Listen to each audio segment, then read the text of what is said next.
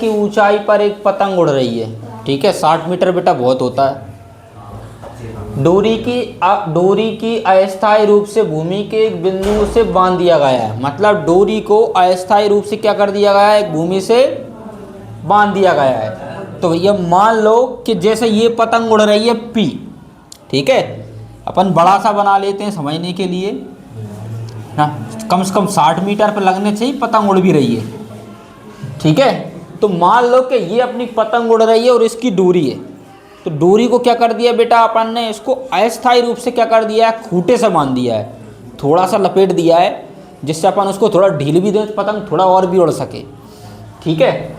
बिंदु से बांध दिया है। भूमि के साथ डोरी का झुकाव, भूमि के साथ डोरी का झुकाव, डोरी का झुकाव क्या बेटा, ये यहाँ से लेके यहाँ तक, ये क्या है, इसका झुकाव है, डोरी का झुकाव, ठीक है।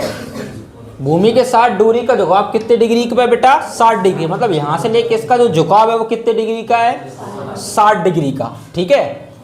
यह मानकर कि डोरी में कोई भी मतलब ढील नहीं है, डोरी क्या है, तंग है, एकदम कस के बनी हुई है, उसमें ढील नहीं है। उसी डोरी की अपन को क्या निकालना है, ऊंचाई निकालनी, उसी डोरी की क्या निकालनी है, लंबाई निकालनी है कि भैया डोरी कितनी लंबी है, मतलब यहाँ से लेके यहाँ तक की जो डोरी है ना, उसकी क्या निकालनी है, अपन को लंबाई निकालनी है। तो बेटा सबसे पहले वही थ्योरी लिखो जो मैंने बताई है। तो पहले लिखो दिया है, क्या लिखेंगे, दिया है। इसमें लिखेंगे अपन क्या कि एक पतंग PQ बराबर 60 मीटर ऊंचाई पर क्या कर रही है बेटा, उड़ रही है, ठीक है। जिसकी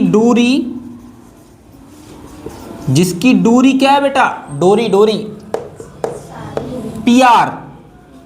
PR बराबर में X, दूरी रस्सी PR बराबर में क्या है बच्चों, X है।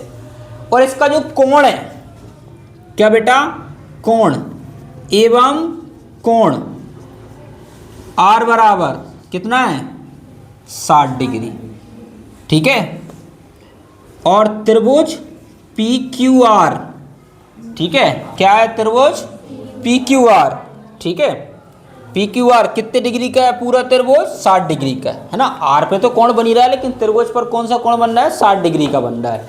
तो अपन यहाँ से लगा देंगे अपने सूत्र जो भी लगते हैं। तो इसमें बेटा अपन को पहले क्या दिया है, लंब दिया है, फिर क्या दिया है बेटा, कर्ण दिया है। तो लंब बटे कर्ण क्या होता है, जल्दी बता दो, लंब बटे कर्ण क्या होता है, साइन होता है। लंब बटे कर्ण क्या होता है, साइन और थीटा, ठीक है बेटा, साइन थीटा। लंब दिया है अपन को कितना, 60 और कर्ण दिया है x। थीटा की जगह पे क्या लिखेंगे, 60, ये 60 बटे x ऐसा का ऐसा। साइन 60 का मान कितना होता है बताओ कोई पीछे से, क्या होता है, √3/2। अब अपन को क्या करना है, क्रॉस मल्टीप्लाई करना है, क्या करना है, क्रॉस मल्टीप्लाई करना है। 2 का मल्टीप्लाई 60 में करना है और x का मल्टीप्लाई काय में करना है बेटा, √3 में करना है, ठीक है।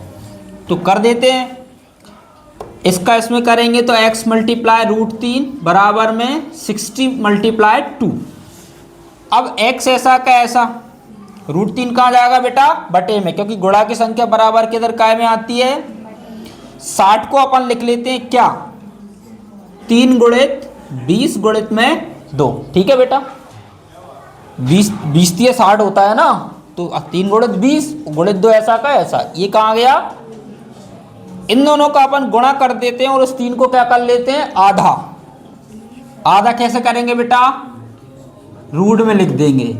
ऐसा क्यों किया है सर तुमने, ऐसा इसलिए किया है कि किसी भी प्रकार के आंसर में उसके हर में रूट नहीं आता, तो इस रूट को हटाने के लिए इस 3 को मुझे काय में चेंज करना पड़ गया, रूट में। और ये 3 कहाँ से आया, 60 के टुकड़े करके, ठीक है बेटा।